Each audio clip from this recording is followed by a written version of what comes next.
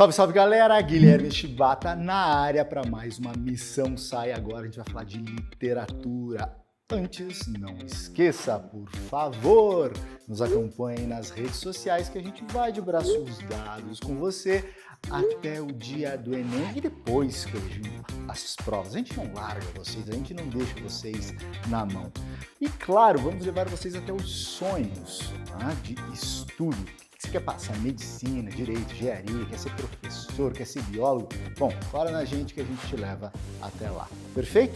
Não esquece, estamos no Instagram, estamos no YouTube e tudo mais. Você sabe, é só procurar a gente que a gente está lá e a gente conversa com vocês. Missão Sai, bora lá! Literatura, estou aqui e vou falar hoje sobre segunda geração modernista. Shiba, eu lembro de um outro Missão Sai que você estava conversando com a gente sobre a primeira geração modernista, falando desse rompante, dessa força, dessa coisa meio bélica da primeira geração. A segunda geração que tem esse cara aqui, chamado Graciliano Ramos, é igual? Não. Tem algumas diferenças e alguns aspectos na prosa, né, que a gente vai apontar aqui para você entender. Mas, antes de tudo, antes de eu te explicar bonitinho isso daí, eu quero te lembrar que na prova do Enem, que a gente mais vê aparecer são questões ligadas ao século XX. Então não esquece, né? Às vezes, eu quero dar uma revisada, como é que eu faço? Lembra o que o Shiva está te falando. Século XX, prova de habilidade, interpretação de texto. Como é que eu interpreto um texto? Treinando. Tendo os contextos, tendo uma experiência e se jogando, sentando na cadeirinha, olhando para o texto e se desafiando. Eu quero ler, eu preciso ler, isso está em português e a gente vai entender. Fez isso, gente, a prova de humanas e a prova de linguagens fica muito tranquila. E a outra dica, não esquece, gente, faça muitos exercícios e eu sei que aqui no SAI você está bem amparado com relação a isso. Perfeito? Bom, a primeira geração, então, vem com a quebra. Vem com a vanguarda, vem com o cotidiano, vem com a linguagem do povo, a linguagem errada, como diz o Oswald de Andrade, do povo. Quando a segunda geração começa a tomar corpo, principalmente na prosa, então Raquel de Queiroz, Graciliano Ramos, eles começam a pensar novas questões. E o que se mostra dentro do contexto brasileiro é uma vontade muito grande de falar sobre os problemas sociais do Brasil. Um Brasil que está, no começo do século XX, se urbanizando, mas que vê em seu interior, e principalmente no Nordeste brasileiro, algumas peculiaridades e alguns problemas crônicos, como a pobreza, a seca, a miséria, entre outras questões, que a gente sempre está estudando também na história, né? Então, aqui na prosa da segunda geração, que a gente chama de regionalismo de 30, a gente vai se deparar com essas questões. Para fechar a aula de hoje, então, o nosso encontro, a nossa websérie aqui de literatura, eu vou trazer a Clarice Lispector, para vocês cotejarem, para vocês compararem o mundo do Graciliano, que é um mundo material, com o mundo da Clarice, que é um mundo introspectivo e subjetivo. Então vai ser bacana, fica ligado. Vamos lá? Vou tirar aqui para vocês um trechinho do grande livro do Graciliano Ramos, que é o Vidas Secas. Aprumou-se, fixou os olhos nos olhos da polícia, que se desviaram. Um homem. Besteira pensar que ia ficar murcho o resto da vida. Estava acabado? Não estava. Mas para que suprimir aquele doente que bambeava e só queria ir para baixo? Inutilizar-se por causa de uma fraqueza fardada que vadiava na feira e insultava os pobres. Não se inutilizava. Não valia a pena inutilizar-se. Guardava a sua força. Vacilou e coçou a testa. Havia muitos bichinhos assim. Havia um horror de bichinhos assim fracos e ruins. Afastou-se, inquieto. Vendo acanalhado e ordeiro, o soldado ganhou coragem, avançou, pisou firme, perguntou o caminho e Fabiano tirou o chapéu de Governo é governo.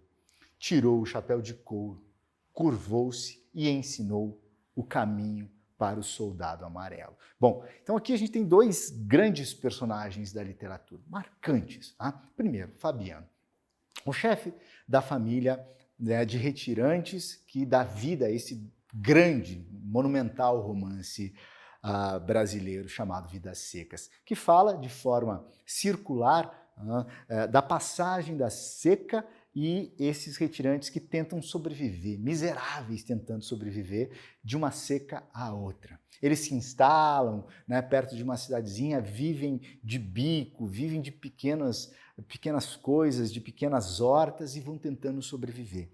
Quando o Fabiano vai para a cidade, e isso fica claro, essa é a grande questão do Graciliano Ramos, ele vê esse sujeito, esse homem, esse fiapo de gente que é o Fabiano, um sujeito brutalizado, que tem poucos recursos intelectuais, porque não teve oportunidade de estudar, tem pouca capacidade de gerir as suas ideias, é um homem quase animalizado, ou um homem animalizado mesmo, para ficar mais claro, né? Ele se expressa através de poucas palavras, de expressões que parecem, né, barulhos animalescos. Então, a figura do Fabiano, essa figura que retira a humanidade. Por quê? É como se o Graciliano nos dissesse: retirar a riqueza de um homem, retirar a terra de um homem, explorá-lo até o sabugo, nos leva a retirar a sua humanidade. Então fica um fiapo, né, que segura o Fabiano como um ser humano. E aqui ele vai encontrar um personagem que é o seu oponente, que deveria cuidá-lo, que é o soldado amarelo, que é a força do Estado, que é a polícia, perfeito? E quando esses dois personagens se encontram, ele fica e se sente mais humilhado. O soldado tripudia, o soldado o explora, o soldado vai pedir para que ele pague tributos e vai deixá-lo no chão cada vez mais. O que é que faz? Qual é o sentimento interno que tem o Fabiano? Um misto de revolta, repúdio, né? Um sentimento de ódio mesmo. E ele pensa naquilo, fala assim: eu não posso me acovardar, eu não posso ser esse bichinho pequeno que não vale nada. Mas quando o soldado vai passar e pergunta o caminho, o que é que faz o Fabiano? Retira o chapéu e mostra o caminho para o soldado amarelo. Como quem diz, né? Por mais que eu odeie aqui, por mais que eu não queira, eu não me sinto forte, eu não me sinto grande o suficiente para encarar, para conseguir enfrentar o Estado. Tá? Então, esse é o recado aqui do Graciliano, que é um grande recado, que é uma grande visão, né, que a segunda geração vai nos trazer. Os problemas sociais e como a gente consegue ver ou banalizar estas questões. Lembrem-se que o contexto histórico está muito ligado, né, à ascensão de um discurso socialista, né, e que começa a problematizar as questões no nosso país sobre a pobreza e a miséria. O excerto, né, o trecho, retrata a relação entre Fabiano, personagem central do romance Vidas Secas, e o soldado amarelo. Na passagem, evidencia-se a boa relação entre a polícia e o cidadão? Obviamente que não. A subserviência de Fabiano, né, ou seja, ele se coloca abaixo, ele se coloca a serviço do poder do Estado, representado pelo soldado? Exatamente. E é o que a gente sente de vez em quando, né, pagando tributo, fazendo alguma coisa, mesmo hoje, né, no século XXI, a nossa relação ainda é, às vezes, muito tênue, a gente se sente assim, um pouco explorado, ou naquela teia, aquele sentimento, uma palavra legal aqui para a gente usar, né, kafkiano, né, de aporia, de que você está preso a um sistema burocrático que o Estado te impõe. Está aqui o nosso gabarito, portanto. Perfeito? Então, segunda geração. A primeira geração já falei em outro vídeo, a segunda geração e agora a terceira, Clarice Lispector. Né? A gente tem, claro, o João Guimarães Rosa também como grande nome, o João Cabral de Melo Neto na terceira geração. Eles também, em certos textos, nos presenteiam com a visão né, e as paragens do interior de Minas Gerais, com o João Guimarães Rosa, o João Cabral de Melo Neto, com o texto Morte e Vida Severino, vai nos falar sobre também os problemas da seca no Nordeste brasileiro, apesar que o João Cabral, a gente sabe, né, ele tem uma poesia mais cerebral. O texto Morte e Vida Severina é um texto diferente dentro da obra do João Cabral de Melo Neto. E a terceira é essa mulher aqui. Essa mulher aqui é uma deusa, uma bruxa, uma louca, e ela conhece tudo de nós, dos sentimentos. Ela constrói os sentimentos para a gente. É impressionante ler Clarice Lispector. E o mundo descobre cada vez mais que é impressionante o que essa mulher escreveu. Aqui, um trechinho de um conto, certo? Clarice Lispector é um mundo para dentro, é um mundo da subjetividade, das impressões. Então, ela não é uma literatura de ação, as coisas acontecendo, como ali, né, a gente viu, o Soldado Amarelo aparece, o Fabiano vem, dá de chapéu para ele, fala, o Estado é o Estado, o poder é o poder, pode passar. Então, a gente não tem essas ações quase que teatrais, mas a gente tem um mundo subjetivo, o mundo das impressões, o mundo da existência, de principalmente mulheres, no caso aqui da Clarice. A partida do trem. Marcava 6 horas da manhã, Ângela Praline pegou o táxi e pegou sua pequena valise. Valise, para quem não sabe, né, aquela bolsa chique, a gente chama de valise. Dona Maria Rita de Alvarenga Chagas Souza Melo desceu do Opala da filha. Opala é um carraço, né? Se você pensar ali nos anos 50, um grande carro de gente rica. Da filha, encaminharam-se para os trilhos. A velha bem vestida e com joias. Das rugas que a disfarçavam saía a forma pura de um nariz perdido na idade e de uma boca que outrora devia ter sido cheia e sensível. Tá? Então, a gente tem uma personagem chamada a Ângela Praline.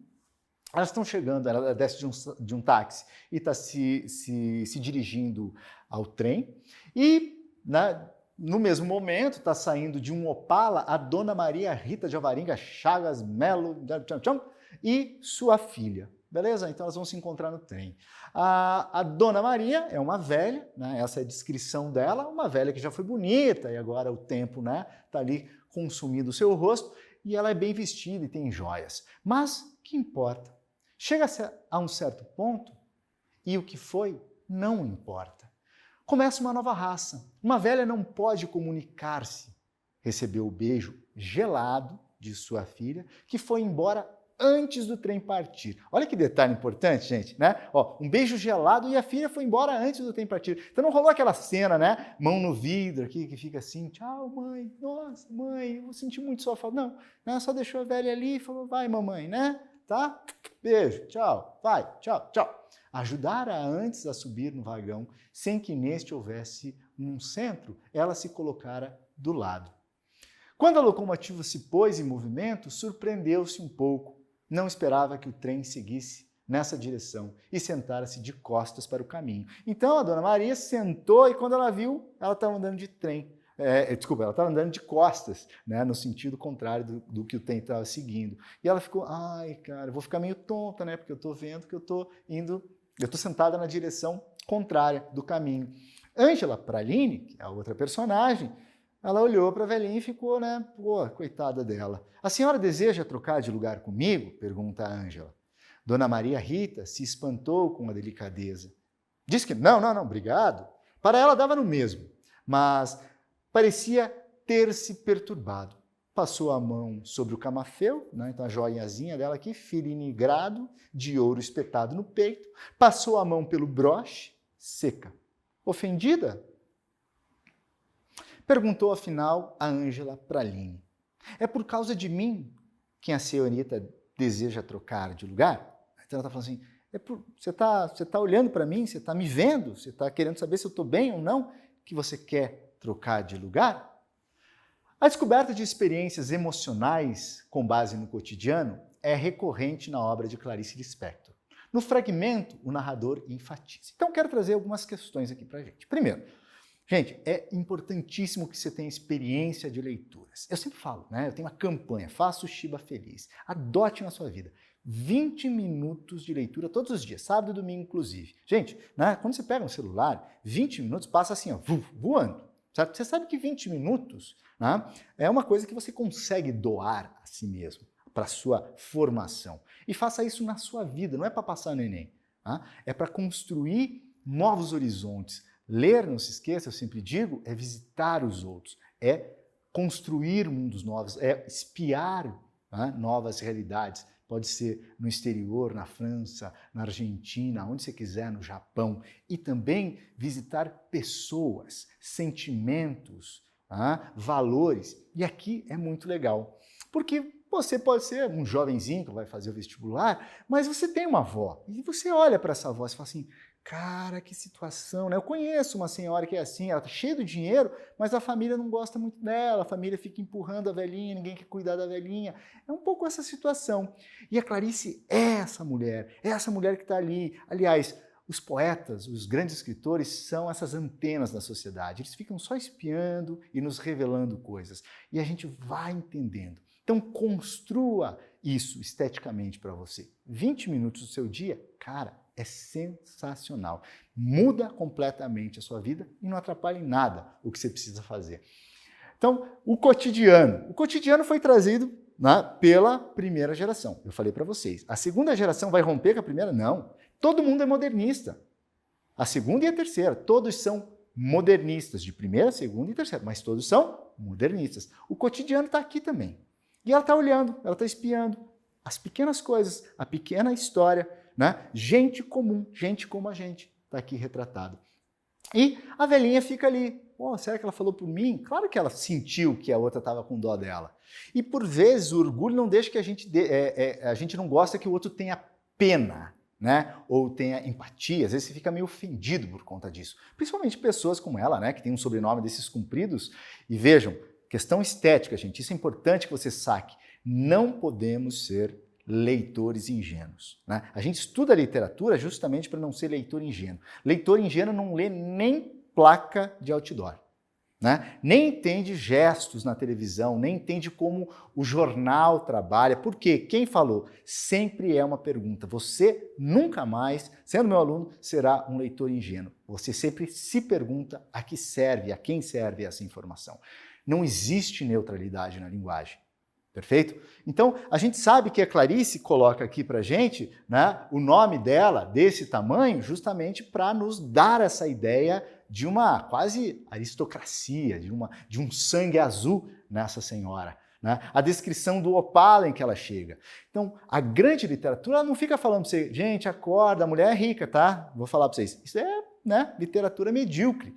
A boa literatura ela é sutil, ela vai construindo o personagem, vai construindo o espaço. Você lê o espaço. Você se liga. O Opala. O Opala hoje pode ser um carro de colecionador, mas naquela época era um carro de colecionador? Não. Então eu tenho que ler como era naquela época, era um carro de gente rica, de gente abonada. Perfeito? Vamos lá, no fragmento o narrador enfatiza com relação às experiências emocionais e o cotidiano. O que, galera? Sentimento de solidão, alimentado pelo processo de envelhecimento. Aonde é que a gente vê a solidão? A gente vê no beijo gelado e a gente vê na filha que nem espera o trem sair. Certo?